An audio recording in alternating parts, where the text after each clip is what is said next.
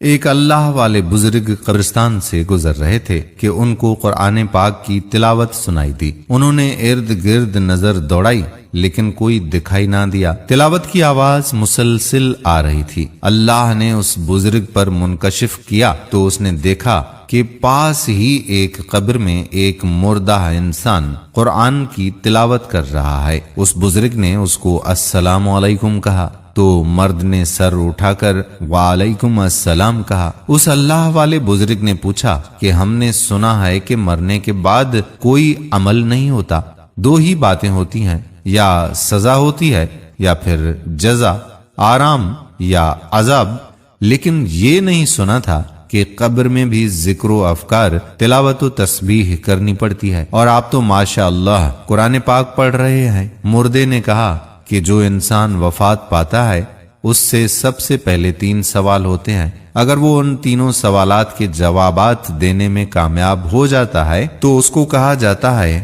کہ تم کو قبر میں اپنا وقت قیامت کے دن کے انتظار میں گزارنا ہے۔ جب تمام دنیا والے یہاں پہنچ جائیں گے تو قیامت قائم کر دی جائے گی۔ یہ قبر تمہاری آخری آرام گاہ ہے۔ یہاں قبر میں اگر تمہارے پاس کوئی مشغلہ یا کوئی مصروفیت نہیں ہوگی تو تم یہاں اکتا جاؤ گے، اسی لیے تمہارا پسندیدہ کام جو تم دنیا میں کیا کرتے تھے، جو تمہیں اچھا لگتا تھا، وہ تم بتا دو، تم کو یہاں اس کی اجازت مل جائے گی۔ میں تو دنیا میں قرآن کو محبوب رکھتا تھا، لہٰذا میں نے ان سے کہا کہ مجھے قرآن پڑھنے کی اجازت مل جائے تو میرے لیے بہت کچھ ہے، اسی لیے مجھے یہاں قرآن کی اجازت ملی۔ میں نے قبر میں 70,000 قرآن ختم کیے ہیں۔